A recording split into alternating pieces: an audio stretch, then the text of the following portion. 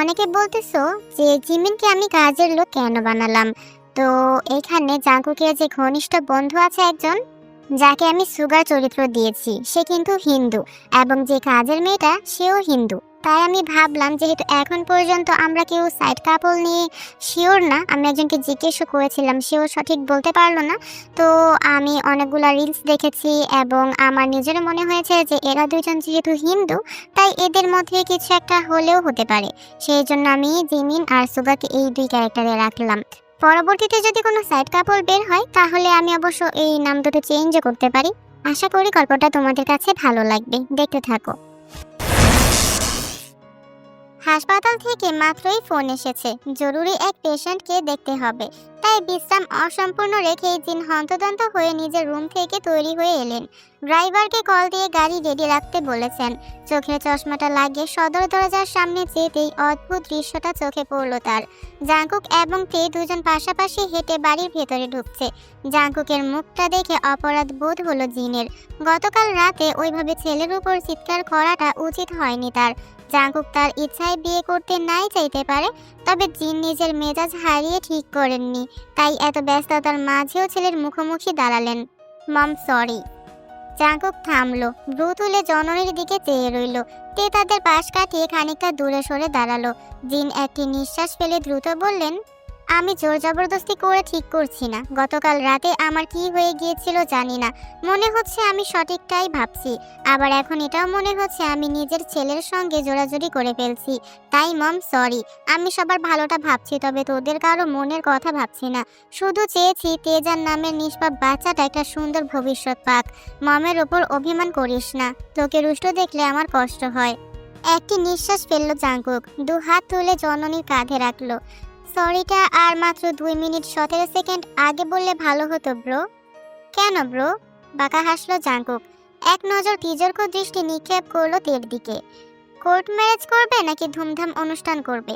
কয়েক মুহূর্ত তে এমনকি জিন অব্দিও প্রতিক্রিয়া করতে পারলেন না। দুজনই ফ্যালফেল করে অবিশ্বাস মাখা দৃষ্টিতে তাকিয়ে রইল জাঙ্কুকের দিকে। বান্দা নিশ্চল, বিনোদিত, যেন এইমাত্র সে কোনো বিস্ফোরণ ঘটায়নি।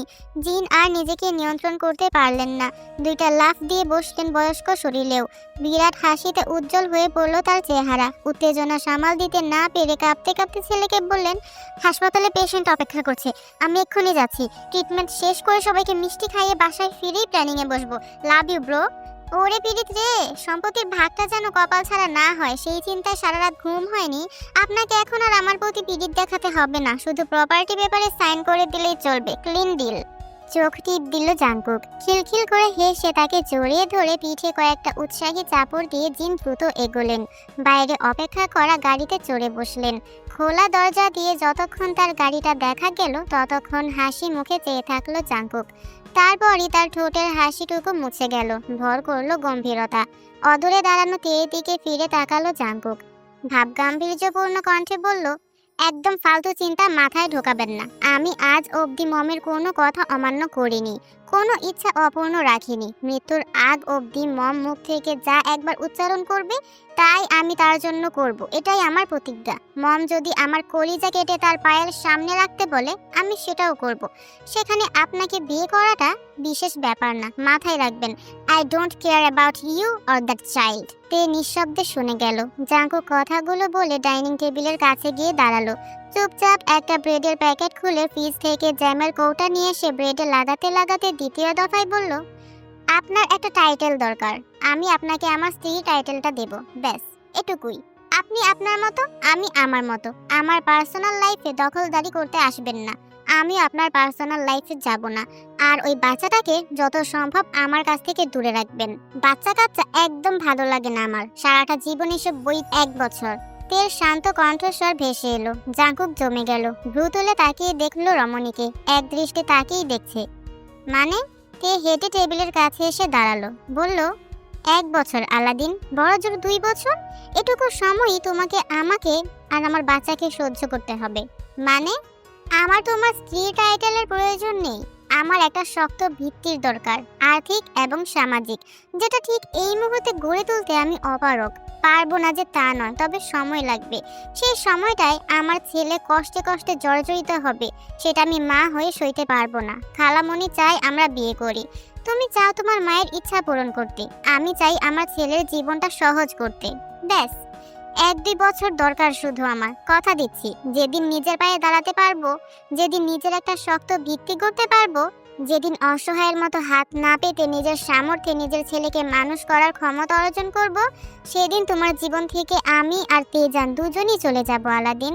যদি তুমি না চাও আমরা থাকবো না, তুমি তোমার মতো করে বাঁচতে পারবে মুক্তভাবে, একটা মানবিকতার সম্পর্কের বাঁধন থেকে মুক্তি পাবে। তুমি ছেলে মানুষ, তাছাড়া তোমার যে পরিচিতি এবং চেহারা, তাতে তোমার জন্য ভবিষ্যতে মেয়ের অভাব পড়বে না। ডিভোর্স মেয়েদের জন্য শেষ, কিন্তু ছেলেদের জন্য নতুন শুরু।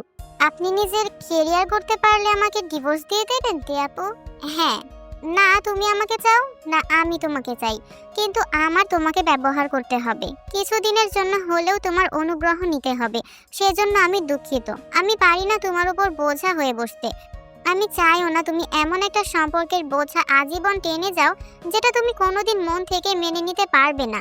তাই ভালো এটাই, আমাদের দুজনের উদ্দেশ্য পূরণ হয়ে গেলে ভিন্ন পথে চলে যাওয়া। যদি আমরা এই বিয়েটাকে টিকিয়ে রাখতে না পারি, তাহলে ডিভোর্স ইস্যুই, এটা আমাদের সিক্রেট কন্ট্রাক্ট। খালামণিকে জানানোর প্রয়োজন নেই। পাক্কা 1 মিনিট জাঙ্কুক হা করে তের দিকে চেয়ে রইল। চেহারায় এমন একটা ভাব দেখা গেল যেন এই অট্টহাসিতে ফেটে পড়বে, অথচ জাঙ্কুক হাসলো না।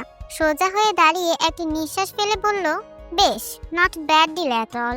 জীবনের কিছু বছর একটা চ্যালেঞ্জ নিয়ে কাটানো, আই এম অল ইন। সহজাত হাসিটি ফিরে এলো জাঙ্কুকের ঠোঁটে। তে এগিয়ে গিয়ে নিজের ডান হাতটা বাড়িয়ে দিল করমর্দনের উদ্দেশ্যে। ডিল। জাঙ্কুক জিভ দিয়ে ঠোঁট চেটে তির্যক হেসে খপ করে তার হাতটা ধরল, ঝাঁকিয়ে দিয়ে বলল, পারফেক্ট ডিল। তবে সঙ্গে সঙ্গে তের হাতটা ছাড়লো না জাঙ্কুক। তে এক মুহূর্ত কি যেন ভাবলো, তারপর বলে উঠল, তবে একটা কথা, আমাদের ডিভোর্স পরের ব্যাপার। এই বিয়ের সময়সীমা চলাকালীন আমার কিছু শর্ত আছে, সেসব তোমাকে মেনে চলতে হবে।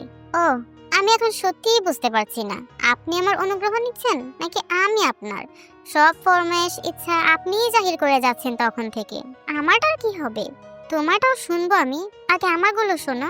তের হাতটা এতক্ষণে ছাড়লো জাঙ্কুক। বুকে দুবাহু বেঁধে একই সাথে বিনোদন এবং মনোযোগ নিয়ে তাকালো। তে একটি দীর্ঘ প্রশ্বাস টেনে শুধালো, প্রেম করো? প্রেমিকা আছে? জাঙ্কুক কেসে উঠল, গলায় মাছের কাঁটা আটকে গিয়েছে তার। এমন ভঙ্গিতে কয়েকবার গলা খাখাড়ি দিয়ে বলে উঠল, ফ্যাল ফ্যাল করে চেয়ে রইল তে। কি বললে? মাথা ঝাঁকালো জাঙ্কুক। কিছু না, আপনার এসব বুঝতে হবে না। আচ্ছা তাহলে বলো, প্রেম করো? করেছো কখনো? রীতিমতো হাতের আঙুলের কর গুনতে শুরু করলো জাঙ্কুক। ক্লাস 6-এ একটা, ক্লাস 8-এ ব্রেকআপ, ক্লাস 8-এর শেষেই আরেকটা, ক্লাস 9-এ একটা, ক্লাস 10-এ এসএসসির জ্বালায় পারিনি, কলেজ লাইফে 6 মাস করে 4টা, এরপর হয়েছে, আর বলতে হবে না, থামো।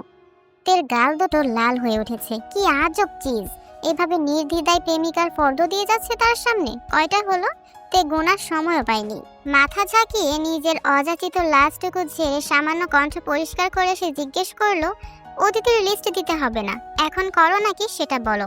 বিরাট হাসলো জাঙ্কুক।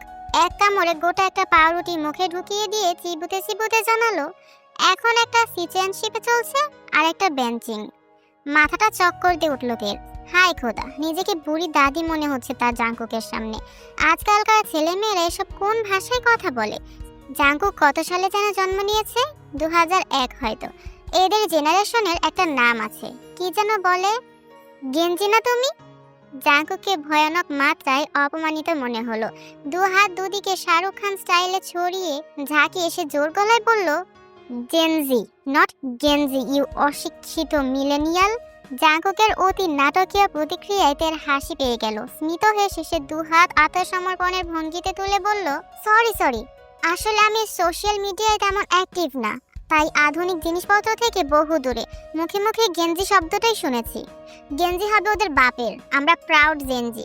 আমাদের মতো তেজি জেনারেশন এই পৃথিবী 5 বার ধ্বংস হয়ে নতুনভাবে সৃষ্টি হলেও পাবে না, বুঝছেন? বুঝেছি। তে চাপা হাসি দিয়ে ব্যক্ত করলো, এবার বলো, এই সিটিজেনশিপ কি জিনিস? আমাদের সময় তো শুধু রিলেশনশিপ হতো। এতক্ষণ একটু ঠান্ডা হয়েছে জাঙ্কুক। টেবিল থেকে এক বোতল তুলে ঢক ঢক করে গিলে নিয়ে এসে উত্তর করলো, ওসব আপনাকে বুঝতে হবে না আপু, আপনি আপনার কথা বলুন। আমার প্রেম পীড়িতের হিসাব নিয়ে কি বলতে চাইছিলেন? এবার শান্ত অথচ দৃঢ় গলায়তে বলল, হয়তো আমাদের বিয়ের মেয়াদ থাকবে, তবে বিয়েটাকে আমরা দুজনই সম্মান করব আলাদিন। তুমি চেয়েছো তাই আমি কখনো তোমার ব্যক্তিগত জীবনে হস্তক্ষেপ করব না। তবে তুমি যতদিন আমার নামে কালেমার বন্ধনে থাকবে ততদিন সংযত হয়ে চলবে। দ্বিতীয় কোনো নারীর ব্যাপারে যেন আমি না শুনি, না বুঝি। বাকি সব দিক দিয়ে তুমি স্বাধীন, কিন্তু এই এক নারী ঘটিত ব্যাপার যেন না ঘটে। Clear? Are you jealous my dear আপু? থমকে গেল তে। জাঙ্কুকের চেহারা পাল্টে গিয়েছে, তাতে অদ্ভুতরে এক অভিব্যক্তি দেখা যাচ্ছে। অত্যন্ত ধীরে সময় নিয়ে শিকারীর ভঙ্গিতে হেঁটে হেঁটে টেবিল ঘুরে তের সামনে এলো সে। তে একটি ঢোক গিলল না পারতে। কাছ থেকে জাঙ্কুকের শারীরিক গঠন আরো স্পষ্ট বোঝা যাচ্ছে। ছেলেটা জিম করে, শরীরের মাংসপেশি বেশ ফোলা এবং শক্তিশালী। টপের টাইট কাপড়ের উপরে খাঁজ কাটা পেশির গাঁথুনি প্রকাশ পাচ্ছে। তে হয়তো বয়সে বড়, তবে জাঙ্কুকের ভারী পুরুষালী কাঠামোর সামনে সে একটা পাটকাঠি বাদে আর কিছুই না। তার গলা সামান্য কেঁপে উঠল যখন সে প্রতিবাদ করতে চাইল। যে জেলাস হব কিসের জন্য? তোমার মাথা খারাপ? আমি তো শুধু... শেষ করার সুযোগটি পেল না। জাঙ্কুক হঠাৎ করে ঝুঁকে এলো, টেবিলের দুই পাশে নিজের দুটি হাত রেখে তেকে মাঝখানে আবদ্ধ করে ফেললো। তের ফিনফিনে পাতলা শরীরের উপর নুয়ে আসতেই রমণী সরতে চাইল। টেবিলের উপর রীতিমতো আধশোয়া হয়ে পড়ল। জাঙ্কুকের চোখে চোখে তাকাতে পারছে না সে। একটা ধমক দেবে কি ছেলেটাকে? জাঙ্কুকের ঠোঁট জোড়ে তির্যক হাসি। একটি হাতের আঙুল তুলে সে বিব্রত হয়ে যাওয়া তের শুকনো মুখের পাশ থেকে একগুচ্ছ চুল সরিয়ে কানের পেছনে গুজে দিল। আপনি যদি পজিটিভ হন, আমি ওভার পজিটিভ তে আপু। আমি over thinker, over protective, over jealous, over toxic, over everything. আমি আমার সিচুয়েশনশিপের কাছ থেকে অন্য ছেলেদের 300 হাত দূরে রাখি। তাহলে আমি আপনার সঙ্গে কি করতে পারি বলুন তো? নিঃশ্বাস আটকে ফেলতে এতটা কাছ থেকে জাঙ্কুকের চোখে চোখ পড়তেই সে আটকে গেল। ছেলেটার কথা মন্ত্রীর মতো, সম্মোহিত হয়ে যেতে হয় তাতে। ভ্রুর উপরের পিয়ার্সিংটা জলজল করে উঠল তার।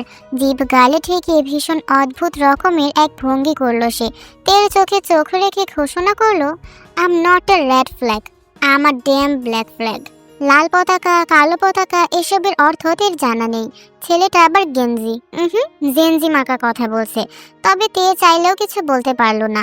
ঠোঁট নড়ল ঠিকই, কিন্তু শব্দ বেরোলো না। জাঙ্কুক তার এতটা কাছে ঝুঁকে এলো যে তাদের দুজনের মাঝে শুধু ইঞ্চি কয়েকের ব্যবধান রইল। অজান্তেতে টেবিল ম্যাট আঁকড়ে ধরল দু হাতে। আমার জন্য পরনারী নিষিদ্ধ হলে আপনার জন্য পরপুরুষ নিষিদ্ধ, ঝুঁকিপূর্ণ, বিপজ্জনক, হানিকারক, হারাম। একটু থেমে একটি হাতে অত্যন্ত আলতোভাবে তের গাল ছুঁয়ে দিয়ে জাঙ্কুক দৃঢ় গলায় বলল, যতদিন আলাদিনের জীবনে থাকবেন ততদিন আলাদিনের হয়েই থাকবেন। মনের ভেতর কোনো জঙ্গলের অবশিষ্টাংশ থাকলে জঙ্গলটা উজাড় করার দায়িত্বটাও এই আলাদিনের। ঘুম থেকে উঠেই মায়ের জন্য চেঁচিয়ে কেঁদে যাচ্ছে তেজান। সবেমাত্র বাথরুমে ঢুকেছিল তে ফ্রেশ হতে। বাচ্চার কান্নার আওয়াজে হন্তদন্ত হয়ে বেরিয়ে এলো। বিছানার একদম মাঝখানে কাঁথায় মোড়ানো তেজানের নাজুক শরীরটা ছটফট করছে। ছোট্ট হাত দুখানা ছুঁড়ে ছুঁড়ে মাকে কাছে পাওয়ার দাবি পেশ করে যাচ্ছে। তে দ্রুত বিছানায় গেল, ছেলেকে কোলে তুলে বুকে চেপে দোলাতে লাগলো। এই যে আম্মু, এইখানে আছি বাবা, দেখি দেখি কাঁদেন আমার প্রিন্স। তুমি স্ট্রং বয় তাই না? আম্মু স্ট্রং ব্রেভ বয়। তেজানের মুখে অসংখ্য ছোট ছোট আদরে চুমু দিতেই ছেলে শান্ত হয়ে এলো। তের গালে গাল ঠেকিয়ে বুঝি জননীর শরীরের উষ্ণতায় নিজেকে ভোলালো। মুচকি হেসেতে ছেলেকে শুরুতে কিছুটা দুধ খাইয়ে নিল। মাত্রই ঘুম থেকে উঠেছে যেহেতু, আবার এক্ষুনি ঘুমাবে না। খানিকটা সতেজ বাতাসে থাকলে ভালো লাগবে। এই চিন্তা ভাবনা থেকে তে পরনের সালোয়ার কামিজের ওড়নাটা ঠিকঠাক করে নিয়ে ছেলেকে সুন্দর করে নতুন একটি কাঁথায় পেঁচিয়ে গেস্ট রুমের বাইরে বেরিয়ে এলো। জিন হাসপাতাল থেকে ফেরার সাথে সাথে আবার বাইরে চলে গিয়েছেন। কিচেন ভর্তি কেজির পর কেজির মিষ্টির প্যাকেট। তার চেহারায় অকৃত্রিম খুশির ঝিলিক ছিল সব সময়। ছেলের বিয়ে নিয়ে উৎসাহের কোনো কমতি নেই। সিদ্ধান্ত হয়েছে বাড়িতেই ছোটখাটো একটা অনুষ্ঠান করে আকদ হবে জাঙ্কুক আর তের। একা হাতে সব আয়োজনে ছোটাছুটি করছেন জিন। জাঙ্কুকও সকাল থেকে বাড়িতে ছিল না, এখন ফিরেছে কিনা তের জানা নেই। ছেলেকে কোলে নিয়ে লিভিং রুমের দিকে যেতে যেতে একবার সকালের ঘটনাগুলো মনে করলো তে। জাঙ্কুকের বলা কথাগুলো এখনো তার কানে বাজছে। ছেলেটা এমন ভাবে কথা বলল কেন? তে কোনো হিংসা হিংসা থেকে জাঙ্কুকে পরনারীর সম্পর্কে বলেনি। যে ট্রমার মধ্য দিয়ে বোগাম তাকে নিয়ে গিয়েছে, সেই ট্রমা দ্বিতীয়বার মোকাবেলা করার মতন শক্তি তার নেই। জাঙ্কুক আজকালকার ছেলে, উপরন্ততে এখনও ছেলেটাকে ঠিক বুঝে উঠতে পারছে না।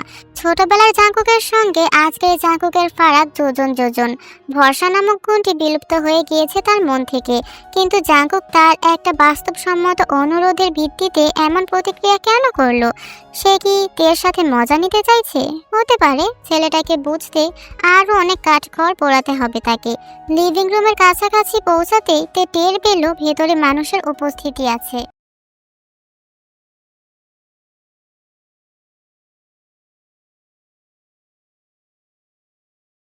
মিউজিকের আওয়াজে গমগম করছে লিভিং রুম। তে তেজানকে কোলে নিয়ে ঢুকতে গিয়ে করিডোর থেকে খেয়াল করলো সোফায় বসে বেশ আয়াস করে টিভিতে গানের ভিডিও দেখছে জাঙ্কুক। বাইরে থেকে ফিরেছে পোশাকে বোঝা যাচ্ছে। একটা সাদা শার্ট আর কালো জিন্স পরনে, শার্টের বোতামগুলো খোলা, তাতে উন্মুক্ত বুক দেখা যাচ্ছে। লিভিং রুমের হলদেটে আলোয় লোমহীন চন্দন ফর্সা ত্বক চিকচিক করছে। তের কোলে তেজান কুই কুই করে উঠল। পর্দার দিকে তাকানোর সুযোগ হলো না তার। এই যে বাবাটা, আম্মু তোমাকে ঘোরাতে নিয়ে যাচ্ছি তো। তেজানের কানে বিড়বিড় করতে করতে সে লিভিং রুমে পা রাখতেই সোফা থেকে দৃশ্যটা খেয়াল করলো জাঙ্কুক। এক হাতে রিমোট ধরে পা ঝোলাচ্ছিল সে। তৎক্ষণাৎ রিমোটটা তাক করলো টিভির দিকে। বিদ্যুতের গতিতে ঘটনাটা ঘটলো। তে দেখতেও পেল না কি হয়েছে, শুধু শুনতে পেল গানটা বদলে গিয়েছে। এখন টিভিতে ভাসছে কিছু কার্টুন আর বাজছে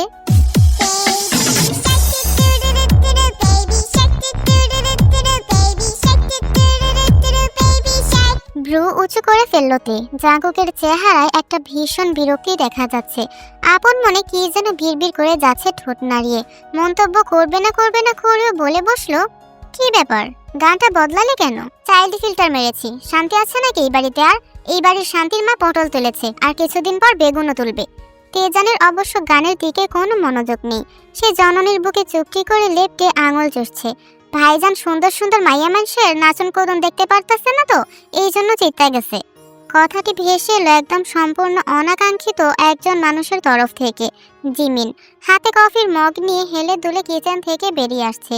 তার চেহারায় ডোন্ট কেয়ার ভাব।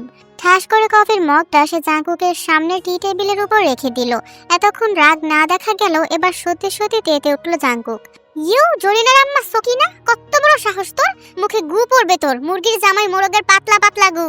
জিমিন বিপরীতে নিজের লম্বা চুলে একটা ঝটকা দিয়ে আবার উল্টো ঘুরে গেল, যেন জাঙ্কুক এক প্রকার তার মালিক নয়, বরং নগণ্য কোনো অস্তিত্ব। এই বাড়ির সবারই মাথায় সমস্যা, তে ভাবলো মনে মনে। তবে তাদের ঝগড়াঝাটি স্থায়ী হওয়ার সুযোগ পেল না। খোলা সদর দরজা দিয়ে ভেতরে প্রবেশ করলেন জিন। হাতে তার এক গাদা ব্যাগপত্র, তার অনুসরণে হুঁশি। ওই লোকটারও হাতে মাথায় কাঁধে ব্যাগ ঝুলছে। শপিং করে এসেছে স্পষ্ট। দ্রুত প্রতিক্রিয়া করলো তে। হুট করে জাঙ্কুকের দিকে তেজানকে এগিয়ে দিয়ে বলল, ধরো তো একটু। ছিটকে দূরে সরে গেল জাঙ্কুক। ইস ছি! তেজান ছোট্ট মুখটা ঘুরিয়ে জিভ বের করে জাঙ্কুকের দিকে ডাগর ডাগর চোখে চেয়ে রইল। ওই বড় বড় টলটলে জীবন্ত দিঘির ন্যায় দৃষ্টি দেখে একটি শক্ত ঢোক গিলল জাঙ্কুক।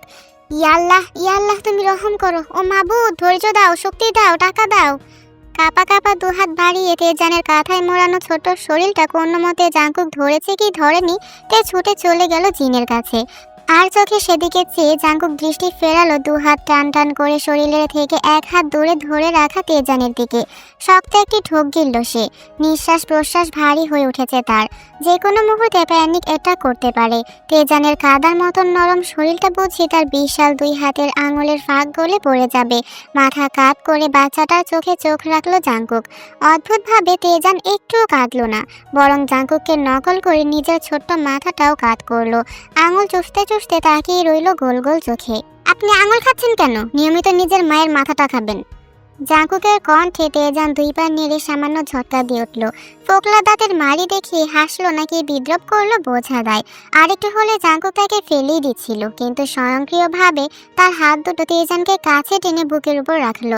শার্টের বোতাম খোলা থাকায় তার তপ্ত ত্বকের সরাসরি স্পর্শে তেজান গুটিসুটি দিয়ে একদম বুকের সঙ্গে লেপটে গেল। ভ্রু উঁচু হলো জাঙ্কুকের। মহা বিস্ময় নিয়ে সে তাকিয়ে রইল নিজের বুকে ঠেকিয়ে রাখা নগণ্য প্রায় অস্তিত্বটিকে। তার হাতের তালু তেজানের সমস্ত পিঠের সমান। বিষয়টা একই সঙ্গে বিস্ময়কর এবং উপভোগ্য। এত ছোট মানুষ হয়, এ তো জ্যান্ত একটা পুতুল। মুচকি হাসি ফুটলো জাঙ্কুকের ঠোঁটে। অজান্তে 2 পা নাড়িয়ে তেজান সমেত শরীর দোলাতে দোলাতে সে টিভির কাছে গিয়ে দাঁড়ালো। তখনও বাচ্চাদের গানটা বেজে চলেছে, অথচ তেজানের ওই গানের প্রতি বিন্দু মাত্র আগ্রহ নেই। সে জাঙ্কুকের বুকের মাঝে কিলবিল করে যাচ্ছে। নতুন পরিবেশ, নতুন মানুষ, চিনছে তার মস্তিষ্ক। বাচ্চা ফিল্টার তোর পছন্দ না? তাহলে কি পছন্দ? বেলি ডান্স দেখবি?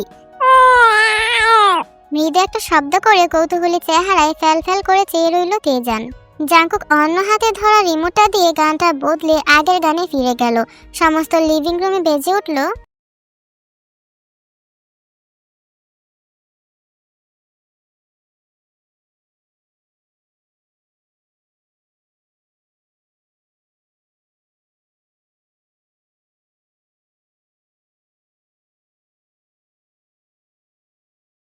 অদ্ভুত হলেও সত্য, গানের বিটের সঙ্গে সঙ্গে তেজান চোখ ঘুরিয়ে টিভির পর্দার দিকে তাকালো।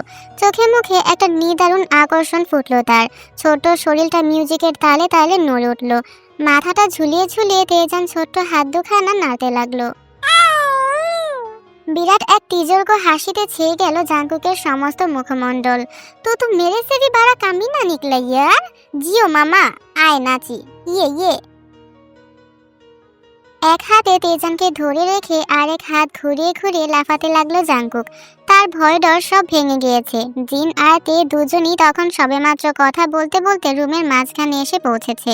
সামনের বিপজ্জনক দৃশ্য দেখে আটকে উঠল তে। জিনের হাত থেকে যে শপিং ব্যাগগুলো সে সাহায্য করার উদ্দেশ্যে নিজের হাতে নিয়েছিল, সেগুলো ঝরঝর করে পড়ে গেল মেঝেতে। উদ্দাম লাফিয়ে চলেছে জাঙ্কুক সিটি বাজাতে বাজাতে। তার বুকে লেটে থাকা তেজান একটা হাত আঁকড়ে ধরে দন্তহীন মারি দেখিয়ে হাসতে হাসতে অতি উৎসাহ নিয়ে টিভির পর্দায় তাকিয়ে আছে। আলাদিন! তে আশঙ্কায় ছুটে যেতে নিল, কিন্তু পিছন থেকে জিন তার একটা হাত আঁকড়ে ধরে ফেললেন। আটকাস না, বন্ডিং হতে দে। দ্বিধায় থেমে গেল তে। বিচলিত দৃষ্টিতে জিনের দিকে ফিরে তাকালো। মুচকি হেসে তিনি আশ্বাস দিলেন, চিন্তা করিস না, আমার জাঙ্কুক অতটাও কেয়ারলেস না। যেন জিনের উক্তিকে কটূক্তি করতেই তৎক্ষণাৎ জাঙ্কুকের ভয়ঙ্কর রকমের আর্তনাদ ভেসে এলো। হেগে দিয়েছে! ফারাকা বাত খুলে হেগে ভাসিয়ে দিয়েছে পোটলাটা। ঝট করে মাথা ঘুরিয়ে তে এবং জিন দুজনেই দেখলেন তেজানকে জড়ানো কাঁথাটা ভিজে আছে। জাঙ্কুকের খোলা বুকের উপর জলজল করছে বাদামি বর্ণের তরল মানব শিশু বর্জ্য। চলে উঠল জাঙ্কুক। তে আর থামতে পারল না। দৌড়ে গিয়ে কাঁথা সমেত তেজানকে নিজের কোলে তুলে নিল। কিন্তু ততক্ষণে কাজ যা হওয়ার হয়ে গিয়েছে। জাঙ্কুক টিভি ক্যাবিনেট আটকে ধরল নিজের পতন ঠেকাতে। চেহারাটা বিকৃত হয়ে গেল তার ঘৃণায়। ওয়াক ওয়াক, সরি, একটু আগে দুধ খাইয়েছি তো। হাতের কাছে কিছু না পেয়ে নিজের গলার ওড়নাটা দিয়ে জাঙ্কুকের বুক মুছতে লাগলো তে। কাপড়টা টেনে নিয়ে নিজের শরীর ঘষতে ঘষতে লাল টকটকে বানিয়ে জাঙ্কুক হেঁকিয়ে উঠল। পোটলার ঘরের পোটলা, ফরজ নফল ওয়াজিব সব গোসল দিতে হবে আমাকে। দেখিস তুই, তোকে যদি আর কোলে। Walk walk. সবকিছু ফেলে মুখ চেপে ধরে ছুটতে ছুটতে জাঙ্কুক 2 তলায় উঠে গেল। সেখানের করিডোরে বেসিন আছে। দূর থেকেও তার বমি করার শব্দ ভেসে আসতে লাগলো স্পষ্ট। ঝড় একটু শান্ত হতেই জিনের অর্থ হাসির শব্দ ভেসে এলো। আমার নাতি একদম তার বাপের উপরে গিয়েছে। জানিস, জাঙ্কুকের বাবা যখন ওকে প্রথম কোলে তুললো, হিসু করে লোকটার জামা কাপড় ভাসিয়ে দিয়েছিল। লোকটার মুখে ঢুকে গিয়েছিল। হায় খোদা, এরপর 10 দিন জাঙ্কুকে কোলে নেয়নি আর। তে এত সব কিছুর মাঝে হাসবে নাকি আফসোস করবে বুঝতে পারলো না। কিন্তু বুকের ভেতর ভর করা উষ্ণতাটা তাকে বুঝিয়ে দিল বহুদিন বাদে সে একটুখানি সুখ সুখ অনুভূতি টের পাচ্ছে। পরদিন সকালে তের ঘুম ভাঙলো মৃদু গোলযোগের কারণে। বিছানায় শটান উঠে বসলো সে। ঘড়ির দিকে তাকালো। সকাল 9:30 বাজে। তেজান গতকাল রাতে অনেকবার জেগে উঠেছে। তার যত্ন নিতে নিতে ভোরের দিকে ঘুমানোর সুযোগ পেয়েছে তে, যার কারণে এতটা দেরি হয়ে গিয়েছে। বাইরে থেকে উত্তেজিত কণ্ঠস্বর ভেসে আসছে, অচেনা। তে বসে থাকতে পারলো না। ঘুমন্ত ছেলের দুপাশে 2টি কোলবালিশ দিয়ে সুরক্ষিত করে নেমে পড়লো। মুখ ধুয়ে আয়নার সামনে দাঁড়িয়ে শাড়ির কুঁচকে যাওয়া আঁচল ঠিকঠাক করে সে বাইরে বেরোলো। 2 হাতে চুলে আঙুল চালিয়ে খোপা বাঁধতে বাঁধতে যখন সে হল ঘরে এসে পৌঁছালো, তখন দৃশ্যটি চোখে পড়ল। জর্জেটের শাড়ি পরনে এক সুদর্শনা রমণী দণ্ডায়মান। স্ট্রেট সিল্কি চুলগুলো পিঠ ভাসিয়ে নেমে গিয়েছে কোমরের নিচ অবধি। চেহারায় একই সাথে মায়া এবং কঠোরতা। হাতে রেশমি চুড়ি। খানিকটা নতুন বউ ধরনের প্রভাব আছে তার ভেতরে। জিনের সঙ্গে বাগবিতণ্ডায় লিপ্ত হয়েছে সে। মম, তুমি কুকিকে এভাবে জোর করতে পারো না। তুমি জানো না ও কোন লেভেলের সাইকো। তুমি একবার ফেক মুক্তা কিনে স্ক্যামড হয়ে গিয়েছিলে বলে ওই দিনই সোজা কক্সবাজারে গিয়ে মুক্তা ব্যবসায়ীদের সাথে সাগরে গিয়ে নিজে থেকে ঝিনুক আহরণ করে বেছে বেছে আসল মুক্তা নিয়েই ফিরেছিল। মনে নেই তোমার? টানা 7 দিন ওর কোনো হদিশই পাইনি আমরা। আর তুমি ওই ছেলের সামনে উচ্চারণ করো বিয়ের কথা, ও তো সেটা করবি। চিৎকার করিস না আইয়ু, এটা ভদ্রলোকের বাড়ি আর একটা ছোট বাচ্চা আছে ঘরে। বাচ্চা মাইফু। আইয়ু প্লিজ শান্ত হও। আইয়ুকে থামাতে এতক্ষণ একপাশে দাঁড়ানো দীর্ঘদেহী পুরুষটি এগিয়ে এলো, ধূসর বর্ণের স্যুট পরনে, চোখে মুখে ভাবগাম্ভীর্য এবং নমনীয়তা, উজ্জ্বল দৃষ্টি। আইয়ুর কাঁধে হাত রাখলো সে। এই পুরুষটিকে না চিনলেও রমণীটিকে চিনতে বেগ পোহাতে হলো না তের। জাংকুকের একমাত্র বড় বোন আইয়ু। তের যতদূর মনে পড়ে একে অপরের থেকে 2 কি 3 বছরের ব্যবধান তাদের। যতদূর শুনেছে গত বছর আইয়ুর বিয়ে হয়ে গিয়েছে, তাহলে পুরুষটি হয়তো তার স্বামী। তে খানিকটা ইতস্তত করলো, কিন্তু ততক্ষণে জিন তাকে দেখে ফেলেছে, তাই পালিয়ে না গিয়ে তে ভেতরে ঢুকলো। মোলায়েম গলায় বলল, কেমন আছো আইয়ু? বহুদিন বাদে তোমায় দেখলাম। আইয়ু শটান ঘুরে দাঁড়ালো। তেকে দেখে তার চোখ মুখ বিতৃষ্ণায় ছেয়ে গেল। কাঁধ থেকে পুরুষটির হাতে ঝটকা দিয়ে সরিয়ে সে হনহন করে হেঁটে এসে তের মুখোমুখি দাঁড়ালো। ফালতু বেচাল বাদ দাও তে আপু, তোমার লজ্জা করে না নিজের হাঁটুর বয়সে একটা ছেলের ঘাড়ে চেপে বসতে? Where is your self respect? তে বাকরুদ্ধ হয়ে গেল। আইয়ু মেয়েটা খারাপ না, ছোটবেলায় যতটুকু দেখা সাক্ষাৎ আর কথাবার্তা হয়েছে কখনোই তাকে এইভাবে অপমান করে কথা বলেনি, অথচ আজ বলছে। তে আইয়ুকে দোষ দিতে পারলো না। সমাজের মানুষ মাত্রই তার এবং জাংকুকের বিয়েটাকে কটু দৃষ্টিতে দেখবে সেটা সে জানে। আইয়ু বিহেভ ইয়োরসেলফ। মানুষের সঙ্গে এমন ব্যবহার করা শিখিয়েছি আমি তোদের? যা ঘরে যা, তোর মাথা গরম আছে, আমরা এই বিষয়ে পরে কথা বলবো। তপ্ত দৃষ্টিতে একবার জিনকে দেখে গটগট করে হেঁটে আইয়ু অন্দরমহলে আড়াল হয়ে গেল। পিনপত নীরবতা ভর করলো সমস্ত ঘরে। জিন একটি দীর্ঘশ্বাস ফেলে সোফায় বসলেন, এক হাতে কপাল ঠেকিয়ে রইলেন। তে ভীষণ অস্বস্তি বোধ করলো, বুঝতে পারলো না সে চলে যাবে কিনা। তবে সিদ্ধান্ত নেওয়ার আগে সুদীর্ঘ পুরুষটি এগিয়ে এলো তার দিকে, থেমে বলল, দুঃখিত মিস, আপনি কিছু মনে করবেন না। আসলে জাংকুকের বিয়ের কথা জানার পর থেকেই আইয়ু একটু রেগে আছে, ভাইকে নিয়ে একটু বেশি চিন্তিত। ওর হয়তো আপনাকে আঘাত করার কোনো উদ্দেশ্য ছিল না। ওর পক্ষ থেকে আমি আপনার কাছে ক্ষমা চাইছি। না, আমি কিছু মনে করিনি, ওর মনের অবস্থা আমি বুঝতে পারছি। মুখ তুলে পুরুষটির স্নিগ্ধ মুখের দিকে তাকালোতে। আপনি আমার জামাই।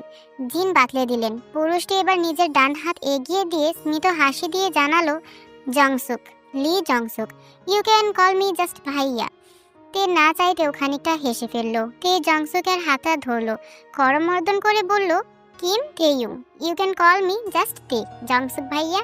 মাথা দুলে সম্মতি জানিয়ে নিজের হাতটা সরিয়ে নিল জংসুক। জিনের দিকে ফিরে বলল, মম, আমি তাহলে আসছি, ফার্মে একটা প্রজেক্টের কাজ আছে, আইয়ুকে পৌঁছে দিতেই এসেছিলাম। সে কি, তুমি আজ থাকবে না? কালই তো বিয়ে, সকাল সকাল চলে আসবো। তাহলে তো হবে না বাবা, এত সব কাজ করবে কি? আমার বয়স হয়েছে, তোমাকেও তো সামলাতে হবে। জংসুক খানিকটা ভেবে বলল, আচ্ছা মম, আমি আজ রাতে চলে আসবো। ঠিক আছে, তবে একেবারে শুকনো মুখে তো আমি বের হতে দেব না। সরি, নাস্তা করে যাও। না না, আমরা খেয়েই বেরিয়েছি, তাছাড়া আমার দেরি হয়ে যাচ্ছে।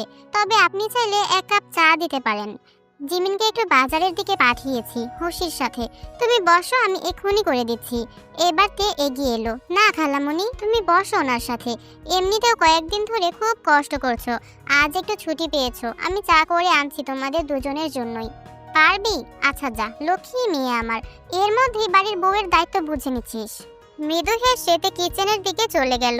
জিমিন যখন তাকে নাস্তা দিত তখন হাতে হাতে টুকটাক সাহায্য করে সে জেনে গিয়েছে কোথায় কি আছে, তাই চা পাতি, চিনি, দুধ ইত্যাদি খুঁজে পেতে সমস্যা হলো না।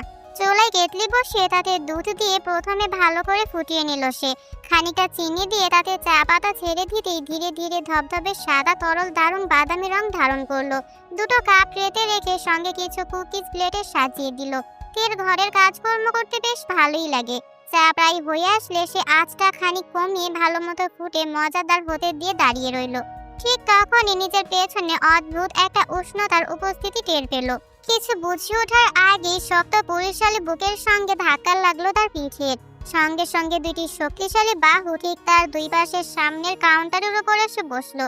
চিনতে একটুও বেগ পোহাতে হলো না থেকে। ঠিক পেছনে দাঁড়িয়ে আছে আলাদিন।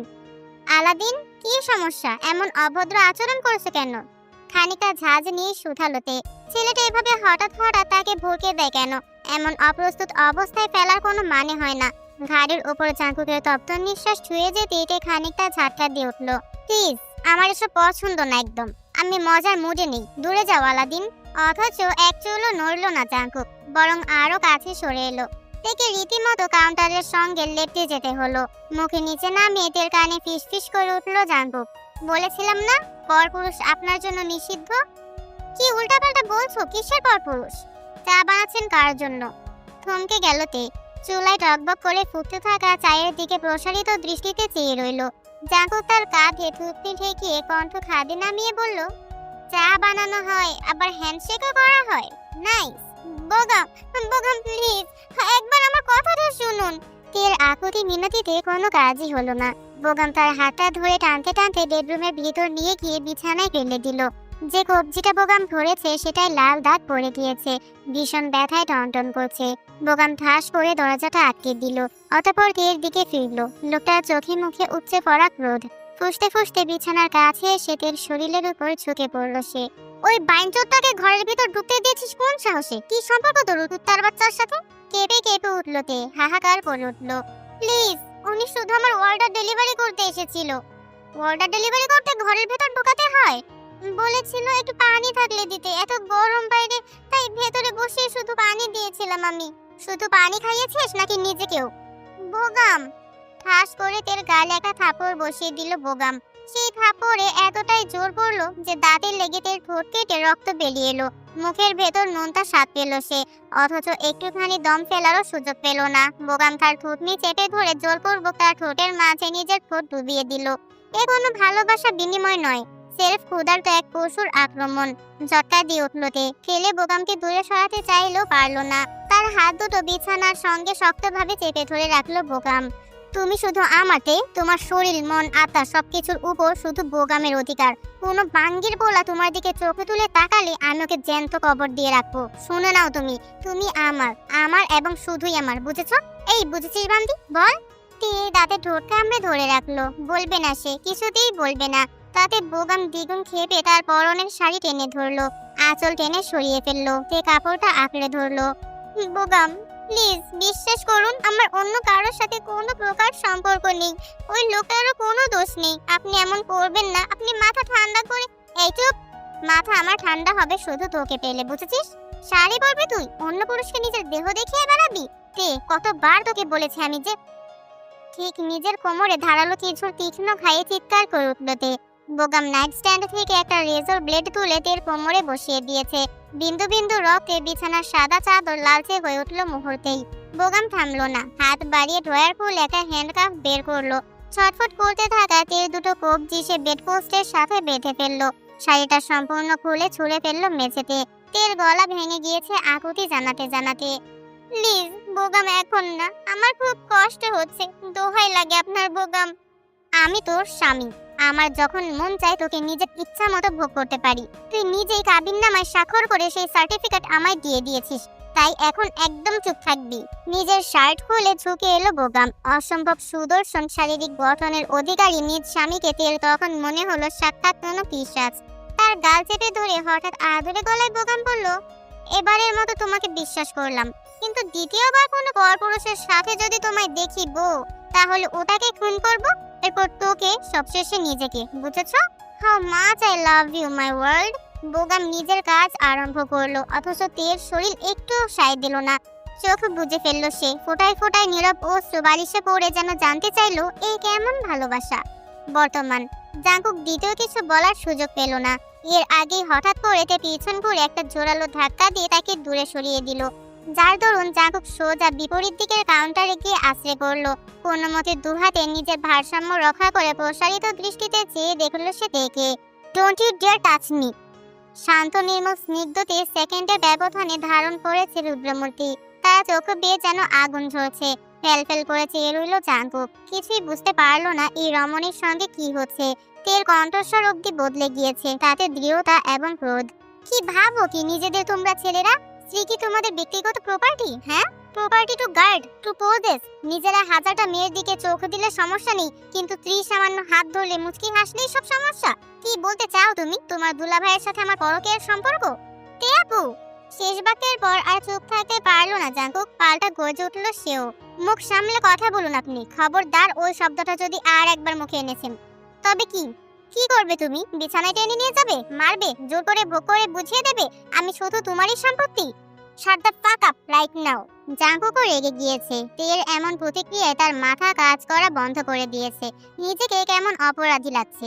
প্রপার্টি দখলবাজ ছেলে, তে তাই ভাবে তাকে? হ্যাঁ তাই তো। তে কবেই বা তাকে প্রাধান্য দিয়েছে? কবেই বা তাকে নিয়ে একটু ভেবেছে? রাগের মাঝেও এক সূক্ষ্ম পরিহাসের হাসি ফুটল তার ঠোঁট জুড়ে। মাথার চুলে অতি হতাশায় আঙুল চালালো সে। জোর জবরদস্তি আর অধিকার বোধের মাঝে একটা পার্থক্য আছে আপু। আপনি দুটোকে গুলিয়ে ফেলেছেন। তে আগের তুলনায় খানিকটা শান্ত হলেও তার ক্রোধ সম্পূর্ণ উবে গেল না। দীপ্ত কণ্ঠে সে অভিযোগ করলো, তোমরা এই জেনারেশন ভুলে গিয়েছো জবরদস্তি is not romantic at all. স্ত্রীর উপর জোর খাটিয়ে নিজেকে আলফা মেল প্রমাণ করতে চাও? কন্ট্রোলিং হয়ে দাপট দেখাতে চাও? ফ্যান্টাসি জগৎ থেকে বের হয়ে আসো। বাস্তব জগৎ আর কল্পনার জগতের মাঝে ফারাক আকাশ পাতালে।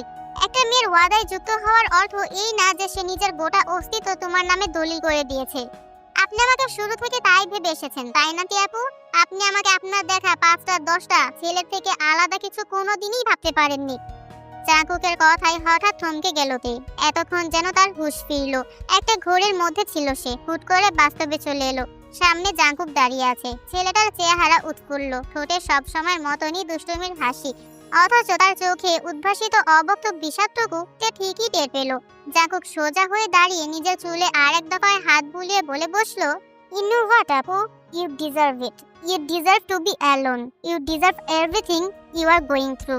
তেল শিরদাঁড়া পেয়ে একটি ঠান্ডা স্রোত খেলে গেল। কোনো জবাব দিতে পারল না সে। জাঙ্কুক উল্টো ঘুরে হন হন করে কিচেনের বাইরে বেরিয়ে গেল। যাওয়ার আগে হাতের ধাক্কায় ঠাস করে একপাশে রাখা থালা বাসনের বক্সটা ফেলে দিল। মেঝেতে ধপাস করে সবকিছু পড়লো, ভেঙে ছড়িয়ে ছিটিয়ে গেল চারপাশে। ভাঙা কাচের উপর প্রতিফলিত হওয়া নিজের অজস্র প্রতিবিম্বের দিকে একদৃষ্টে চেয়ে রইল তে। কখন জিন এবং জংসুক দুজনই অত্যন্ত চিন্তিত হয়ে কিচেনে এসে তাকে ধরলো সে টেরও পেল না। সেদিন রাতের বেলা গেস্ট রুমের ভেতর আয়নার সামনে দাঁড়িয়ে আছে তে। নিজের প্রতিবিম্বকে নিজেরই বেশ খানিকটা অচেনা লাগছে। আজ বহুদিন বাদে সে সাজগোজ করেছে। জীবনের সব সময় অন্যের খেয়াল রাখা হলেও কখনো নিজের খেয়াল রাখার সুযোগ হয়নি তার। রুগ্ন পাতলা শরীরে ঢোলা গাঢ় সবুজ চুমকি বসানো ডিজাইনার কামিজ জড়ানো জিন অনেক শখ করে কিনে এনেছেন। জাঙ্কুকের বিয়েটা যেহেতু হঠাৎ করেই হচ্ছে, তিনি চান অন্তত আজ রাতে ছোট করে একটা মেহেদি অনুষ্ঠান করতে। অনুষ্ঠান বলতে খাওয়া দাওয়ার আয়োজন। মেহেদি আর্টিস্ট বুক করা হয়েছে। এমনিতেও এসব জিনিসের প্রতি একদম মন নেই তের। উপরন্তু সকালের ঘটনাটা এখনো মন থেকে বের করতে পারছে না সে। জাঙ্কুকের চেহারাটা স্মরণ আসলেই নিজেকে কেমন অপরাধী লাগছে তার। বোগামের মানদণ্ডে জাঙ্কুককে মেপে ফেলেছে সে। তখন না বুঝলেও এখন তার খারাপ লাগছে। মনের ভেতর একটা অশুভ চিন্তা উকি দিচ্ছে। জাঙ্কুক শেষ যে কথাটা তাকে বলে গিয়েছে সেটাও ভীষণ গায়ে লেগেছে। হাঁটুর বয়সে একটা ছেলে এইভাবে তার মুখের উপর বলে গেল, আর সে দাঁড়িয়ে দাঁড়িয়ে শুনলো। সবকিছু মিলিয়ে তে এখন অথই দ্বিধাদ্বন্দ্বে ভুগছে।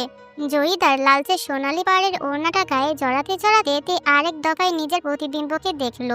ভিন্ন একজন মানুষ তাকিয়ে আছে তার দিকে। তেজান কোলে আসার পর থেকে সময় করে নিজের চুল আঁচড়ানোর প্রয়োজন বোধ করেনি। ত্বকের যত্ন নেওয়ার সুযোগ পায়নি। হয়নি নিজের শারীরিক ক্ষতি পুষিয়ে নেওয়ার সুযোগ। তবুও হালকা মেকআপের প্রলেপে এবং গয়নার সজ্জায় তাকে মন্দ লাগছে না। তাজা গোলাপের মালা হাতে বেঁধে এবং চুলে গুজে শেষমেশ নিজের সাজসজ্জায় ক্ষান্ত দিয়ে তে বাইরে বেরিয়ে এলো। বাড়ির লিভিং রুমটা বেশ সুন্দর করে সাজানো হয়েছে। মরিচ বাতি এবং পর্দায় ঘেরা চারপাশ। সোফা সরিয়ে মেঝেতে কার্পেট বিছিয়ে দেওয়া হয়েছে। তাতে মেহেদি, মিষ্টি, ফলমূল ইত্যাদির ডালা সাজানো। মেহেদি আর্টিস্ট ইতিমধ্যে চলে এসেছে। কার্পেটে বসে এই মুহূর্তে আইয়ুবের হাতে মেহেদি পরিয়ে দিচ্ছে। এক পাশে জিনের কোলে চুপটি করে বসে তেজান চোখ বড় বড় করে চারপাশ দেখছে। জিমিন একটি ঝুনঝুনি নাড়িয়ে তার আকর্ষণ ধরে রাখতে চাইছে। বাড়ির একমাত্র জামাই জংসুক হলুদ একটা পাঞ্জাবি পরেছে, হাতে মোবাইল ফোন। পায়চারি করতে করতে কারোর সঙ্গে কথা বলছে। খুব সম্ভবত বিয়ের কোনো কাজ নেই। মোটামুটি সকলকে দেখতে পেলেও জাঙ্কুকে কোথাও চোখে পড়ল না তের।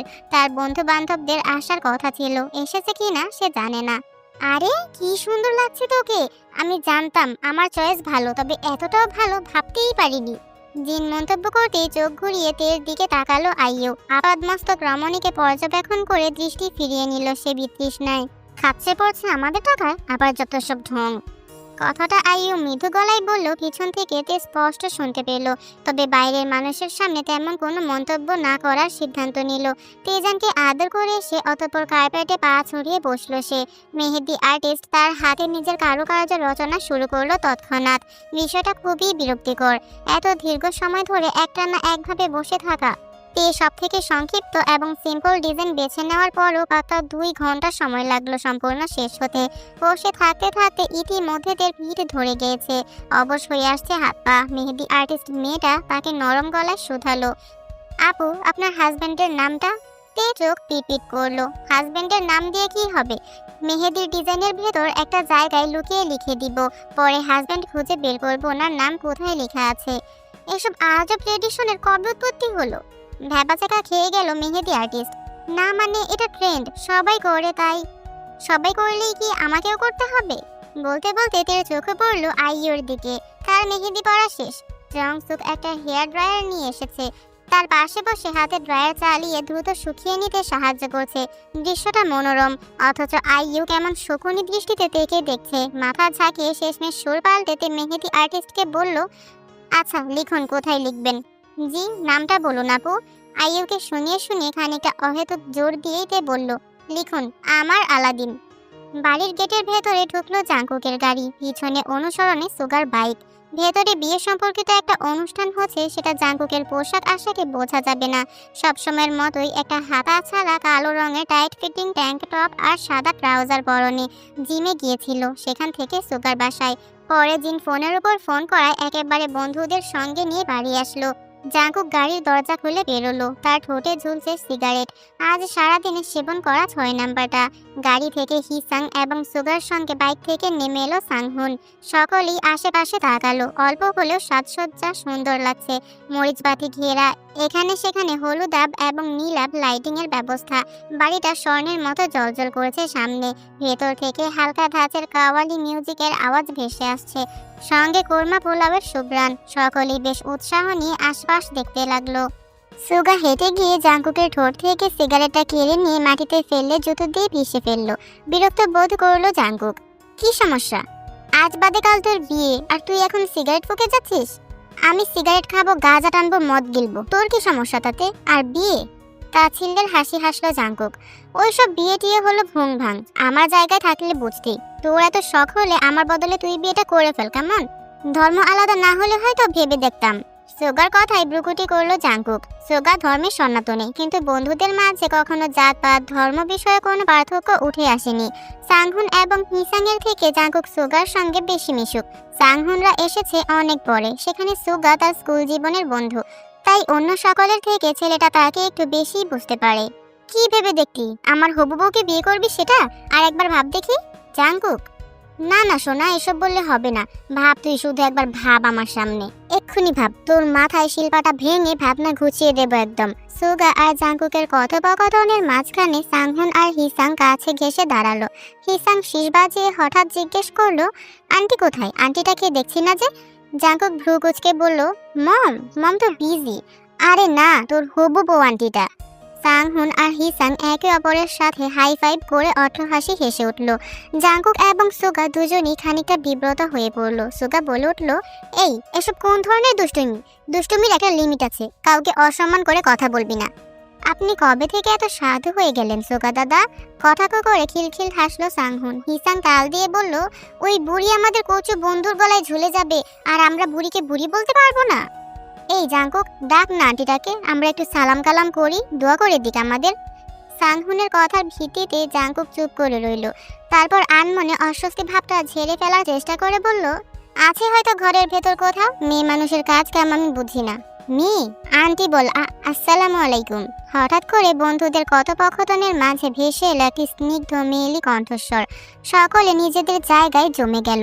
জাঙ্কুক ঝট করে পিছন ফিরে তাকালো। বাড়ির দরজা পেরিয়ে সিঁড়ি টপকে হেঁটে হেঁটে আসছে তে। চারপাশে সাজানো মরিচবাতির আলোয় তের পরনের গাঢ় সবুজ ডিজাইনার সালোয়ার কামিজ এবং হাত ভর্তি টকটকে মেহেদির কারুকার্য ক্ষণিকের জন্য জাঙ্কুক সহ তার সমস্ত গ্রুপকে বাকরুদ্ধ করে দিল। না চাইতেও সকলে চেয়ে রইল। তে মুচকি হাসলো। তার নাকে সজ্জিত নথটি সামান্য দোল খেল। তোমরা আলাদিনের বন্ধুরা, তাই না? সাংহুন আর হিসাং এর মুখটা হা হয়ে গেছে, শ্বাস আটকে ফেলেছে নিজেদের। অপরদিকে সুগা নিষ্পলক চেয়ে আছে, দৃষ্টি সরাতেই পারছে না। কিসের আন্টি, কিসের কি? ফিসফিস করলো হিসাং। তার কথায় তাল দিয়ে কাঁপা কাঁপা গলায় সাংহুন মুখে হাত চাপা দিয়ে বলল, ওহ ড্যাম শিট।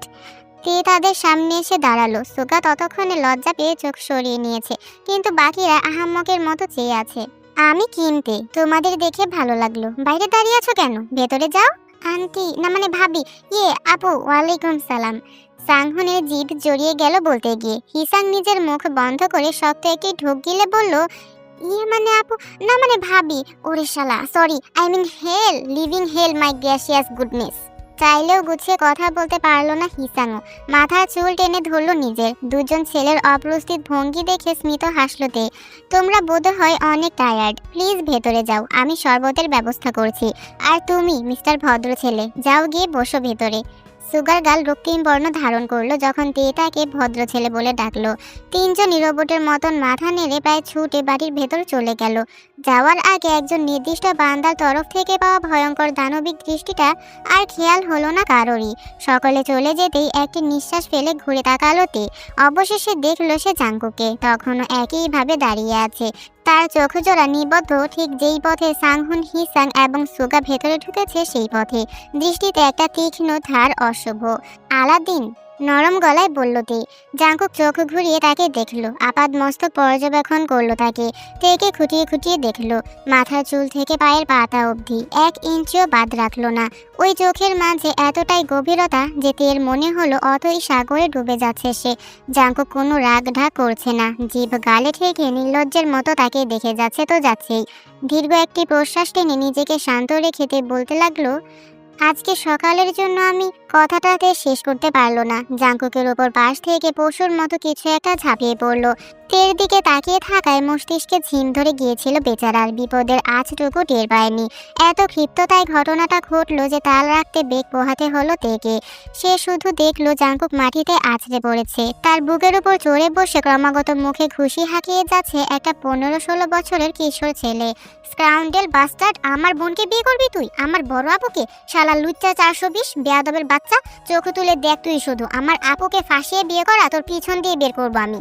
নিকি, আটকে উঠল তে। হতবিহম্বল হয়ে দেখলো তার আপন ছোট ভাই কিভাবে বিনা বিরামে জাঙ্কুকের শরীরে একের পর এক ঘুষি হাঁকিয়ে যাচ্ছে তীব্র আক্রোশে। তের বাবা গঙ্গীয় মারা যান যখন তের বয়স 17। মৃত্যুটাও ছিল অনাকাঙ্ক্ষিত। ফুটপাত দিয়ে হেঁটে যাচ্ছিলেন, নিয়ন্ত্রণহীন বাস এসে সোজা তাকে পিষে চলে গিয়েছে। এই দেশে নিয়মকানুন মেনে চলা মানুষের জীবনের কোনো মূল্য নেই। বাবার চলে যাওয়ার পর সেই শোকে তের মা মানসিক ভারসাম্য হারিয়ে বসেন। তিনি জীবিত ছিলেন ঠিকই, কিন্তু মস্তিষ্ক প্রাপ্তবয়স্কদের মতো কাজ করা বন্ধ করে দিয়েছিল। তে বাড়ির বড় মেয়ে, তার ছোট দুটো ভাই কাই আর নিকি। কাই তাও যা একটু বড় ছিল, নিকি একেবারেই কোলের শিশু। মুহূর্তেই গোটা পরিবারের দায়িত্ব এসে পড়ে কিশোরী তের উপর। 2 ভাই, তাদের পড়ালেখা, মায়ের দেখভাল, চিকিৎসার খরচ, সাংসারিক ব্যয়, নিজের পড়ালেখা, জীবনযাপন সবকিছু। যেখানে প্রাপ্তবয়স্করাও এত কঠিন দায়িত্বে হিমশিম খায়, সেখানে তে লড়ে গিয়েছে বছরের পর বছর ধরে। মায়ের চিকিৎসা জারি রেখেছে, ছোট 2 ভাইকে পড়ালেখা শিখিয়ে মানুষ করেছে। তার নিজের দিকটা কোনোদিন দেখা হয়নি। বছরে নিজের জন্য একটা পোশাক নেওয়া হতো কি হতো না, কিন্তু ভাইদের কমতিতে রাখেনি সে কোনোদিন। সকালে নিজের পড়াশোনা, বিকালে কোচিং সেন্টারে পড়ানো, সন্ধ্যা থেকে রাত অবধি টিউশনি। নিজের জন্য কোনো সময়ই তার রাখা হয়নি কখনো। ভাইদের জীবনে সে কোনো বড় বোন ছিল না, ছিল মায়ের ভূমিকায়। নিজের পরিবারটা চালাতে চালাতে খাটতে খাটতে কখন যে বয়সটা 30 ছুঁয়ে গিয়েছিল সে টেরও পায়নি। এরপরই তার জীবন এলো বোগাম। যে বোগাম তাকে একটা সময় কখনো না পাওয়া সুখের স্বপ্ন দেখিয়েছিল, সেই বোগামি অতি যত্ন নিয়ে তার সবটুকু সুখ ধ্বংস করে দিয়ে গেল। জাঙ্কুকদের বাড়ির লিভিং রুমে জটলা পাকিয়েছে সকলে। জাঙ্কুক সোফায় বসে আছে, জিন ছেলের পাশে বসেই তার গালে আইস প্যাক চেপে রেখেছেন। ছেলেটার চোখের দৃষ্টি অত্যন্ত তীক্ষ্ণ, ধারালো নজর এসে দেখছে খানিকটা দূরে দাঁড়ানো নিকিকে। কিশোর ছেলেটাও কম যায় না, ভ্রু কুঁচকে অত্যন্ত ঘৃণা নিয়ে তাকিয়ে আছে জাঙ্কুকের দিকে। বাকিরা সকলে ছড়িয়ে ছিটিয়ে দাঁড়ানো। অস্বস্তিকর নীরবতা ভেঙে প্রথমে খেকিয়ে উঠল আইইউ। Great, just great! এখন ডিম থেকে সদ্য ফোটা একটা টিনের ছেলে এসে আমাদের বাড়িতে গুন্ডাগিরি করে যাবে, খুব ভালো। IU, please read the room. Jungsuk শীতল গলায় স্ত্রীকে সতর্ক করলো, তবে হঠাৎ করেই মুখ খুলল তে। না, আইইউ ঠিক বলেছে, বাড়ি এসে গুন্ডাগিরি করা মানার মতো বিষয় না। তের স্নিগ্ধ রূপ বদলে গিয়েছে, তাতে ভর করেছে কঠোরতা এবং দৃঢ়তা। নিজের ভাই নিকির দিকে তাকালো সে। এই ধরনের অসভ্য আচরণ তোকে কে শিখিয়েছে নিকি? ইস, ওরা তোমাকে জোর জবরদস্তি করতে পারবে আর আমি প্রতিবাদ করতে এলেই দোষ? জেনি ভাবি, কাই ভাইয়া কেউ আমাকে জানানোর প্রয়োজন মনে করেনি যে তুমি আমাদের বাড়িতে গিয়েছিলে। আমি বুঝতেও পারিনি রাস্তার এপারের বাড়িতেই তোমার বাস। আজ কিনা দুঃসাহস দেখে এই মহিলা যায় আমাদের বাড়িতে তোমার বিয়ের দাওয়াত দিতে? সিরিয়াসলি? জিনের দিকে আঙুল তুলে গর্জে উঠল নিকি। বয়সে ছোট হলেও গায়ে গতরে অনেকখানি লম্বা সে। ফিনফিনে পাতলা শরীরে ঢোলা শার্ট আর ট্রাউজার। তের ভ্রু কুচকে এলো ক্রোধে, হাতের মুঠো শক্ত করে ফেললো সে নিজেকে নিয়ন্ত্রণে। এই মহিলা আবার কি? থাপড়ে তোর দাঁত ফেললে দেবো বেয়াদব। খালামণি হয় আমাদের। খালামণি হবে তোমার, আমাদের তো সৎ খালা। তে নিজের হাতটা সহসাই উঁচিয়ে ধরলো, যেন উদ্দেশ্য নিকিকে চড় দেওয়া। তবে শেষ মুহূর্তে সে নিজেকে আটকে ফেললো। তে নিজেকে আটকালেও আর চুপ বসে থাকলো না জাঙ্কুক। শটান উঠে পড়লো সোফা থেকে। চীনের শান্ত হওয়ার ইশারা সম্পূর্ণ উপেক্ষা করে আইসক্যাপ মেঝেতে ফেলে ছুঁড়ে এগোলো। তাকে দেখতে শিকারীর মতন লাগছে। নিকির মুখোমুখি দাঁড়ালো সে। কি বললি তুই বোনটা? আবার বলতো। জাঙ্কুক হঠাৎ করে এমন বিপজ্জনক রুদ্রমূর্তি ধারণ করায় নিকি একটু হলেও ভরকালো, তবে মাথা নত করলো না। শট শেষও করতে পারলো না নিকি। জাঙ্কুকের হাত এগুলো বিদ্যুতের গতিতে ছেলেটার কলার পাকড়াও করে এক ঝটকায় রীতিমতো শূন্যে তুলে ফেললো। নিকি জাঙ্কুকের হাতে ঝুলতে লাগলো, তার পা মেঝে থেকে ইঞ্চি কয়েক উপরে, যেন পুতুল মাত্র। গর্জে উঠলো জাঙ্কুক। কনভিন্স মি, আমার এক্ষুনি তোকে কেটে কুচি কুচি করে ড্রেনে ভাসিয়ে দেওয়া উচিত না? তোর জিভ দিয়ে আগুন ঝরে, তাই না? ওই জিভ আমি আলাদিন। মাঝখানে হস্তক্ষেপ করলো তে। জাঙ্কুকের বুকে এক হাত ঠেকিয়ে অন্য হাতে ছটফট করতে থাকা ছোট ভাইকে ছাড়িয়ে নিল। কয়েক কদম পিছিয়ে গিয়ে কাশতে কাশতে দীর্ঘ প্রশ্বাস টানলো নিকি। হিংস্র চোখে চেয়ে রইল জাঙ্কুকের দিকে। মুখটা টকটকে লাল হয়ে গিয়েছে বেচারার। জাঙ্কুকে জোরপূর্বক ঠেলে পিছিয়ে নিয়ে গিয়ে তে দুজনের মাঝখান বরাবর দাঁড়ালো, তাকালো নিকির দিকে। নিকি, আমার মেজাজ খারাপ হওয়ার আগে স্পষ্ট শুনে রাখ, আমাকে কেউ জোর করছে না। আমি স্ব ইচ্ছায় সুস্থ মস্তিষ্কে আলাদিনকে বিয়ে করতে রাজি হয়েছি। তুই কিছু না জেনে না বুঝে জন্তুর মতন একটা নির্দোষ মানুষের উপর ঝাঁপিয়ে পড়েছিস। উপরন্ত মানুষটা তোর চাইতে বয়সে অনেক বড়। আলাদিনকে এক্ষুনি সরি বলবি তুই, মাফ চা। No way! লাফিয়ে উঠল নিকি, চিৎকার করে বলল, আমি এখানে এসেছি তোমার জন্য আপু, তোমাকে বাঁচাতে, আর তুমি আমাকে উল্টো ওদের কাছে মাফ চাইতে বলছো? আমি কিচ্ছু ভুল করিনি, ঠিক করেছি, দরকার পড়লে আবার করব। কিসের বিয়ে, কিসের কি? এই বিয়ে আমি মানি না। ওই বদমাশটাকে আমি চিনি না মনে করেছো? পুরো এলাকায় ফেমাস ওর কিচ্ছা কীর্তি। আমি এমন কারোর সাথে তোমার বিয়ে কিছুতেই হতে দেব না, না না না। আচ্ছা, তোমার এই অন্যায়ের প্রতিবাদ বচন কোথায় ছিল যখন তোমার বড় ভাই বোনের সব ত্যাগ তিতিক্ষা ভুলে নিজের মায়ের বাড়িতে সামান্য আশ্রয়টুকু অবধি দিতে পারেনি? কোথায় ছিল তোমার এই আগুন ঢালা তেজ যখন তোমার বোনের বিবাহিত জীবনে অন্য একটা পুরুষের জন্য উচ্ছন্নে গিয়েছিল? কোথায় ছিলে তুমি? কলেজে প্রেম করছিলে নাকি ঠুলি চোখে চেপে বসেছিলে? প্রতিবাদ এলো সব থেকে অপ্রত্যাশিত এক নারীর পক্ষ থেকে। আইইউ, দুই হাতে মেহেদি শুকিয়ে গাঢ় কমলা বর্ণ ধারণ করেছে তার। কয়েক পা এগোলো সে। এই বাড়িতে এসে অহেতুক নাটক হারা করবে না। যদি মুড়ো থাকে তো বাড়ি গিয়ে কাই ভাইয়ের কলাটা টেনে ধরে তার মুখে দুটো ঘুষি দাও। আমার ভাইয়ের দিকে চোখ দিতে এলে ছোট মানুষ বলে আর খাতির করব না কিন্তু। কিছু বলতে চাইলেও এর বিপক্ষে কথা বলার মতো আর কোনো শব্দ পেল না নিকি। সত্যিই তো, তার মায়ের মতো বড় বোনটার জীবনের উপর দিয়ে কালবৈশাখী বয়ে গিয়েছে, অথচ সে ভাই হয়ে কিছুই করতে পারেনি। তার বয়স, তার অক্ষমতা তাকে আটকে দিয়েছে। একটা কিশোর ছেলের চিৎকার চেঁচামেচি তো আর কেউ গোনায় ধরবে না। নিজেকে অসহায় লাগলো তার। হাতের মুঠো শক্ত করে তার নিচের দিকে তাকিয়ে রইল। যদি ক্ষমতা থাকতো এই মুহূর্তে তেকে নিয়ে সে বেরিয়ে যেত বাড়ি থেকে, কিন্তু সে নিয়ে যাবেটাই বা কোথায়? বাড়িতে তো কাই এর বউ জেনির হুকুম চলে। ছোট ভাইয়ের অন্তদন্ত খেয়াল করে খানিকটা নমনীয় হলো তে। এগিয়ে গিয়ে নিকের বাহু ধরে তাকে টেনে এক কোণায় নিয়ে গেল। অতঃপর ভাইকে কাছে টেনে তার কপালের পাশে ঠোঁট ছুঁয়ে ফিসফিস করে মৃদু গলায় বলল, আমি একদম ঠিক আছি ভাই, বিশ্বাস কর। ওরা কেউ আমাকে জোর করছে না, আমি যা করছি ভেবে চিন্তে করছি। খালামণির মতো ভালো মানুষ দুটো হয় না। ওরা সবাই আমাকে এই বাড়িতে নিজেদের পরিবারের সদস্যের মতনই মেনে নিয়েছে। বাকি রইল আলাদিন, ওর তো নিজের জীবনটাই নষ্ট হয়ে গিয়েছে আমার জন্য, তবুও মানবতার খাতিরে ও আমাকে গ্রহণ করে নিয়েছে। তুই ভুল বুঝিস না, মাথা ঠান্ডা করে বাসায় যা, আমি পরে তোর সাথে ভালো মতো কথা বলবো, প্রমিস। নিকে একটি দীর্ঘ প্রশ্বাস টেনে মাথা দুলিয়ে সায় জানালো। শরীর থেকে সব রাগ তার বেরিয়ে গিয়েছে, শুধু বড় বোনের আদুরে ছোঁয়ায়। সকলের দিকে অত্যন্ত বিতৃষ্ণা নিয়ে শেষ একবার তাকালেও নিকি আর ঝামেলা করলো না। চুপচাপ হন হন করে হেঁটে বাড়ি থেকে বেরিয়ে গেল। সে চলে যেতেই একে স্বস্তির নিঃশ্বাস ফেলেতে ঘুরে দাঁড়ালো, সবার উদ্দেশ্যে চেয়ে বলল, আমার ভাইয়ের কাজের জন্য আমি খুবই লজ্জিত এবং দুঃখিত। সবাই প্লিজ ক্ষমা সুন্দর দৃষ্টিতে দেখবেন। মেহেন্দি রাতটা কিছুক্ষণ পরই আবার আগের মতো জমজমাট হয়ে উঠল জংসুক এবং জাংকুকের বন্ধুদের প্রচেষ্টায়। তেজান হয়ে গিয়েছে গ্রুপের মধ্যমণি, তাকে নিয়ে কারো আগ্রহের শেষ নেই। তের হাতের মেহেদি প্রায় শুকিয়ে এসেছে, তাই জিমিনকে কাজে হাতে হাতে সাহায্য করলো সে। ট্রেতে করে শরবত নিয়ে সে সকলকে পরিবেশন করে দিল। কিসাং, সাংহুন এবং সুগা আরেক দফায় তাকে দেখলো। বয়স শুনে যেমন চিত্র তারা মনে মনে কল্পনা করে রেখেছিল, তে তেমনটা নয়।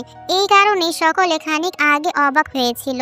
এমনটা নয় যে তে বেশ সুন্দরী, তার মুখবর্ণ উজ্জ্বল শ্যামলা। বয়স যে 30-এর কোঠায় সেটাও বোঝা সম্ভব তার অভিব্যক্তিতে।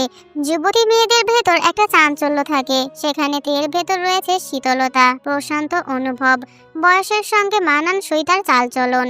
তেজান কেঁদে উঠলে যেভাবে ছেলেকে সামলাচ্ছে, অপরদিকে কাজেও বেশ সাহায্য করছে, সেটা দেখলেই তার পারদর্শিতার পরিচয় পাওয়া যায়। তে আর জাঙ্কুকে হুট করে পাশাপাশি দেখলে সত্যিই ভীষণ বেমানান লাগে, তবে সময়ের সাথে সাথে মনে হয় দুজনকে একে অপরের সঙ্গে অদ্ভুতভাবে মানিয়েছে।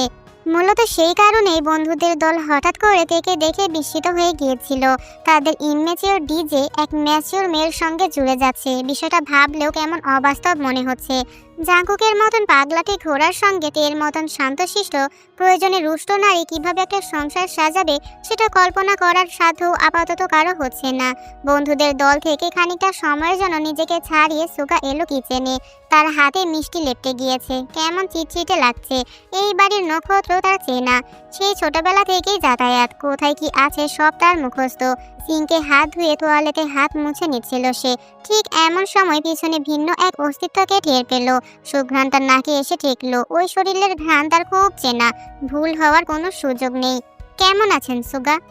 ধীরে সুস্থে ঘুরে দাঁড়ালো সুগা। তার সামনে দণ্ডায়মান আইয়ু জলজলে দৃষ্টিতে চেয়ে আছে। সিল্কি চুলগুলো কাঁধের দুপাশে ছড়িয়ে পড়েছে, অপূর্ব মায়া মায়া লাগছে মুখটা।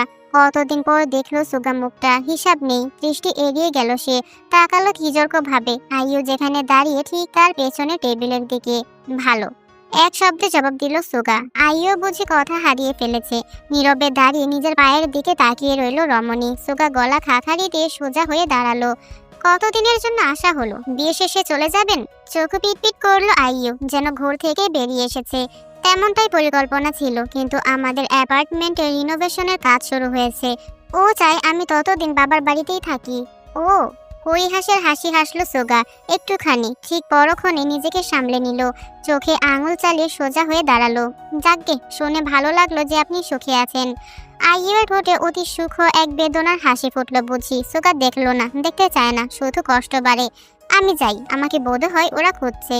একটা বাহানা দিয়ে হনহন করে কিচেনের বাইরে বেরিয়ে গেল সুগা। তবে আইয়ুর কণ্ঠস্বর তাকে জমে যেতে বাধ্য করলো। আপনি বিয়ে করছেন না কেন? প্রথমটাই কিছুই বলল না সুগা। আইয়ু ঝাপসা দৃষ্টিতে দেখলো তার কাঁধ জোড়া উঁচু হয়ে আবার ঝুলে পড়লো।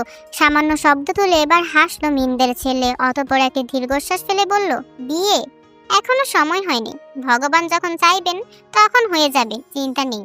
এটুকু বলেই সুগা বেরিয়ে গেল কিচেন থেকে। আইয়ু ঠায় দাঁড়িয়ে রইল, যতক্ষণ বান্দাকে দেখা গেল।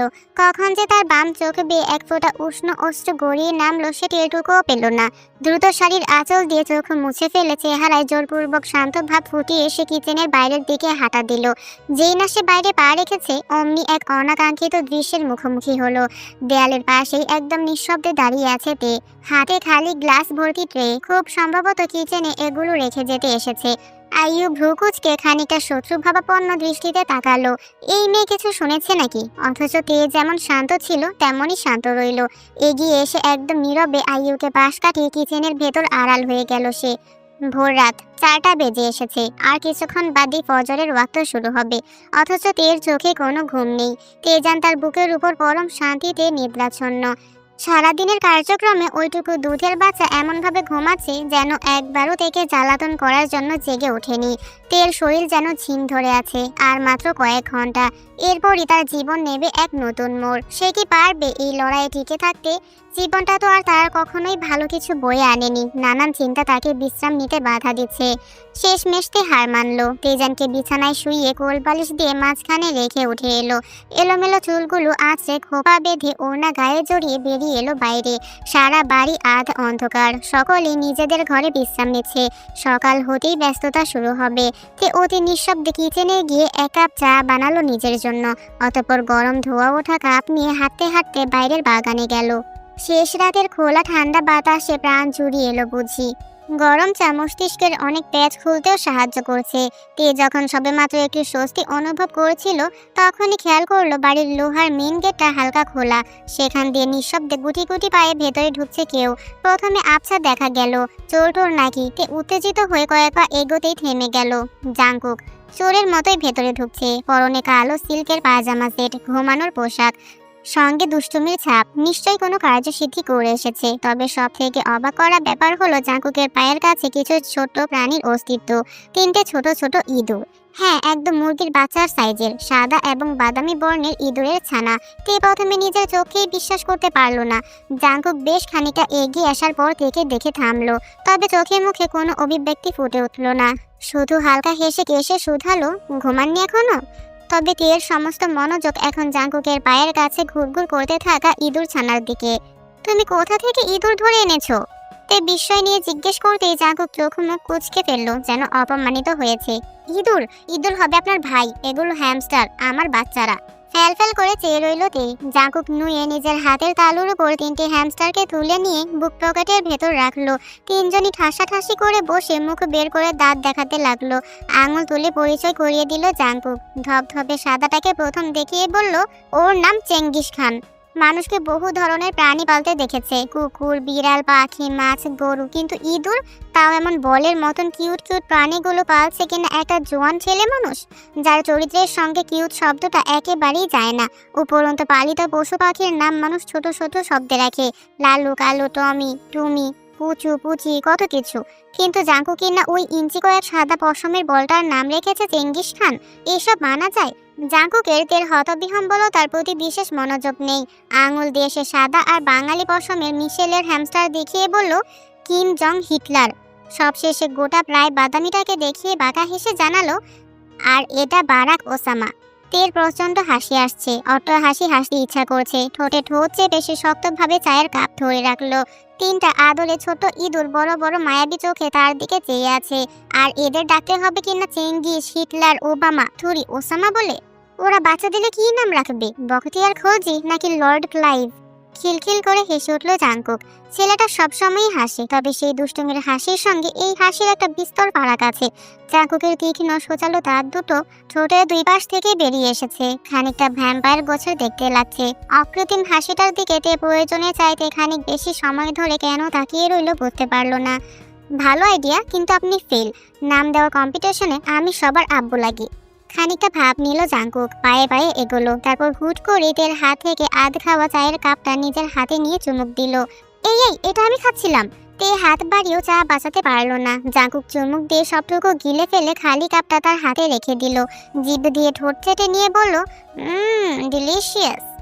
নাক কুচকে বিরক্তি নিয়ে তে বলল, আমি চা ভালোই বানাই। আমি চায়ের কথা বলিনি। ড্যাব ড্যাব করে তাকিয়ে থাকলো রমণী। জাংকুকের কথার অর্থটা সে 1 মিনিট যাবৎ ধরতেই পারল না। মাথা নিচে করে কাপের দিকে তাকালো সে। খেয়াল করলো যেই ধারে চুমুক দিয়ে সে পান করছিল, জাংকুক ঠিক সেই স্থানেই চুমুক দিয়েছে। তের ঠোঁটে দেয়া হালকা ভ্যাসলিনের প্রলেপ সেখানে এখনো লেপ্টে আছে। ভ্যাসলিন ত্বকের জন্য উপকারী জানতাম, খেতেও চমৎকার, এটা আজ জানতে পারলাম। জাংকুকের চেহারা কুঁচকে গেল। আপনি একটা মুড স্পয়লার, জানেন? কোন মুডের কথা বলছো? হঠাৎ করে তের একদম কাছে সরে এলো জাংকুক। তবে সকালের মতন তাকে স্পর্শ করলো না, শুধু গভীর চোখে তাকালো তার চোখের দিকে। তে হলফ করে বলতে পারবে 1 সেকেন্ডের জন্য জাংকুকের দৃষ্টিটা তার চোখ থেকে ঠোঁটে নেমে গিয়েছিল। যে মুডের জন্য মানুষ বিয়ে করে সেই মুড। গেঞ্জিরা কোন মুডের কারণে বিয়ে করে? তির্যক হাসলো জাঙ্কুক, নুয়ে নিজের মুখটা তের মুখোমুখি আনলো। তার বুক পকেটে হ্যামস্টারগুলো চুপচুপ করে সিল্কের কাপড় কামড়াতে কামড়াতে পালক পিতার কাণ্ড কারখানা দেখছে। চেঞ্জি কোন মুডের কারণে বিয়ে করে সেটা আপনি আজ রাতেই টের পেয়ে যাবেন মাই ডিয়ার আপু। চোখ বড় বড় করে ফেললো তে। জাঙ্কুক আরেকটু বিস্তৃত হেসে যুক্ত করলো, অন সেকেন্ড থট এবার থেকে আমার আপু ডাকাটা পরিহার করা উচিত, তাই না? কি নামে ডাকি আপনাকে বলুন তো? তুমি না নাম দিতে উস্তাদ, তোমার মুখ থেকেই শুনি। দাঁতে ঠোঁট কামড়ে গভীরতম দৃষ্টিতে তাকালো জাঙ্কুক। তার ভ্রু পিয়ার্সিং জলজল করে উঠল ভোরের কমলাভ আলোয়। দিলেন তো ঘেটু করে। আমার বউকে আমি কি নামে ডাকবো জানতে পারলে আপনি সইতে পারবেন না আপু। এতটাও দুর্বল মনে হয় আমাকে? হ্যাঁ, স্লো সেক্সি। চোখও পিটপিট করলো তে। জাঙ্কুক এত আস্তে কথাটা বিড়বিড় করে বলেছে যে সে ঠিকমতো শুনতেই পায়নি। কি বললে? বিরাট হাসলো জাঙ্কুক। দূরে সরে দাঁড়িয়ে এবার জোর গলায় বলল, snowflakes, see you at our wedding soon. সেলুটের ভঙ্গি করে জাঙ্কুক নিজের হ্যামস্টার বাচ্চাদের আদর করতে করতে হেলে ধুলে ঘরের ভেতর চলে গেল। তে তাকে জিজ্ঞেস করার সুযোগও পেল না এই ভোররাতে ছেলেটা বাইরে কোথায় গিয়েছিল, কি কাণ্ড করে এসেছে। সে শুধু অর্থবের মতো দাঁড়িয়ে থাকলো নিজের জায়গায়। পরক্ষণে হাতের খালি কাপড়ার দিকে তাকালো। সূর্যোদয় হতে শুরু করেছে। লালচে কমলা রশ্মিতে ছেয়ে গিয়েছে পুরো ধরিত্রী। দমকা হাওয়ায় সেতের ওড়না উড়িয়ে নিল। এক হাতে খোপা টেনে খুলে দিল সে। লম্বা চুলগুলো বাতাসে উড়তে লাগলো নদীর ঢেউয়ের মতন। চোখ বুঝে ফেললো তে, অনুভব করলো পৃথিবীকে। অবশেষে এই দিনটির আলো তার শরীর ছুঁয়েই দিল। নতুন শুরু নাকি নতুন সমাপ্তি, কোনটার সূত্রপাত ঘটবে আজ, সেটা এখন শুধু সময়ই বলতে পারবে।